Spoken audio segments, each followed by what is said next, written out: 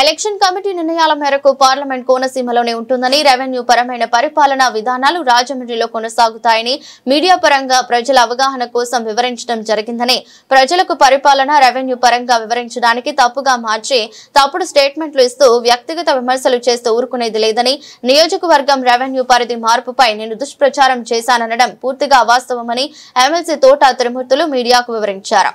MLA Vegulla వ్యక్తిగత విమర్శలకు దిగితే నా భాషలో మార్పు చేస్తారు.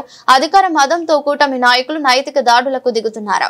రాజకీయంలో ఉందాగా వ్యవహరించాలని ఎమ్మెల్యే వేగుళ్ల జోగేశ్వరరావుపై మండిపడిన వైసీపీ ఎమ్మెల్సీ తోట త్రిమూర్తులు. అందరికీ నమస్కారం. మరి నిన్న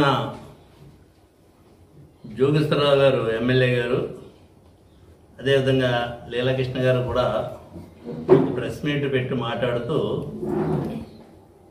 నేనేదో ప్రజలను తప్పుదారి పట్టిస్తున్నట్టు ఇంకా చాలా మాట్లాడాడు అని చెప్తాను మాట్లాడుతున్నారు.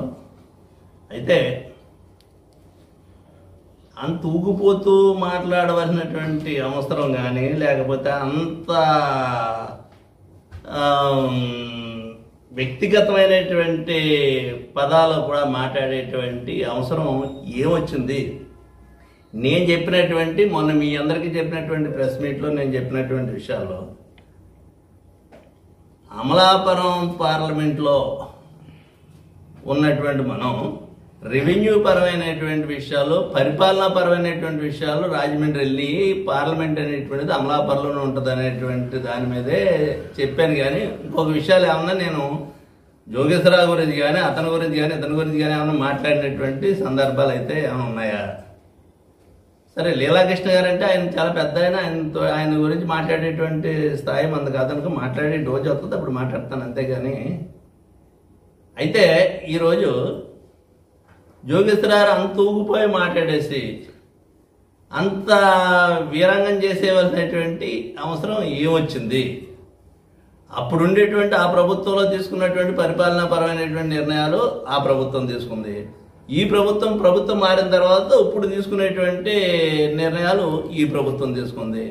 దాంట్లో మెండపేట నియోజకవర్గ ప్రజలకే తెలియపరచాలనేటువంటి ఉద్దేశంలోనే ప్రెస్ మీట్ పెట్టాననేటువంటిది కూడా నేను చెప్పడం జరిగింది 1-2 సార్లు. పార్లమెంట్ అనేటువంటిది అక్కడే ఉంది. అది కేంద్ర ప్రభుత్వ పరిధిలో ఉన్నది కానీ రాష్ట్ర ప్రభుత్వ పరిధిలో లేదనేటువంటిది మాత్రమే చెప్పాను. కానీ అంతకు మించినటువంటి విషయాలు లేకపోతే వీళ్ళ గురించి నేను మాట్లాడినటువంటి సందర్భం ఏం లేదు. జోగేశ్వరరావు ఒక్కటి చెప్తున్నాను, వ్యక్తిగతమైనటువంటి విషయాలు మాట్లాడవలసి వస్తే నీ జీవితం అంతా కడిగేవలసినటువంటి పరిస్థితి వస్తుంది. దానికి ఇష్టమైతే రండి కూర్చుందాం. నువ్వు తలకాయ ఎక్కడ పెట్టుకుంటావో తెలీదు. కుక్కతో కొంకరా, లేకపోతే పిచ్చి ఎక్కింది.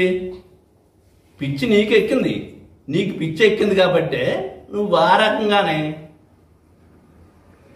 నీకు నేను మాట్లాడింది ఏంటి, మీరు మాట్లాడేది ఏంటి, ఎంతవరకు మాట్లాడాలో, ఏది మాట్లాడాలో అది మాట్లాడండి. వ్యక్తిగతమైనటువంటి విషయాల గురించి మాట్లాడాలనుకుంటే మాట్లాడుకుందాం రండి. నేను మాట్లాడింది మీరు మాట్లాడింది రెండో దక్కును పెట్టుకుని చూసుకుంటే పిచ్చి కుక్క ఎవరు కట్టిందో, పిచ్చి మాటలు ఎవరు మాట్లాడుతున్నారో అనేటువంటి మీకు తెలుస్తాయి. రాజకీయ పరమైనటువంటి విషయాలు మాట్లాడితే రాజకీయ పరంగా సమాధానం చెప్తాను. లేదు ఇంకో రకమైనటువంటి మాటలు మాట్లాడతానంటే ఇదే రకమైనటువంటి మాటలు ఇంకోసారి మాట్లాడితే నేను మాట్లాడేటువంటి భాష వేరేగా ఉంటుంది. మళ్ళీ ప్రజలకు కూడా చెప్తున్నాను ఈ సందర్భంగానే, నేను మాట్లాడినటువంటి నా స్టేట్మెంట్ చూసుకోండి, జోగేశ్వరరావు మాట్లాడిన చూసుకోండి. నేను అతని గురించి తప్పుడుగా మాట్లాడటం కానీ, లేకపోతే ఇదేదో ఇంకోటని కానీ ఏం చెప్పలేదు కదా నేను.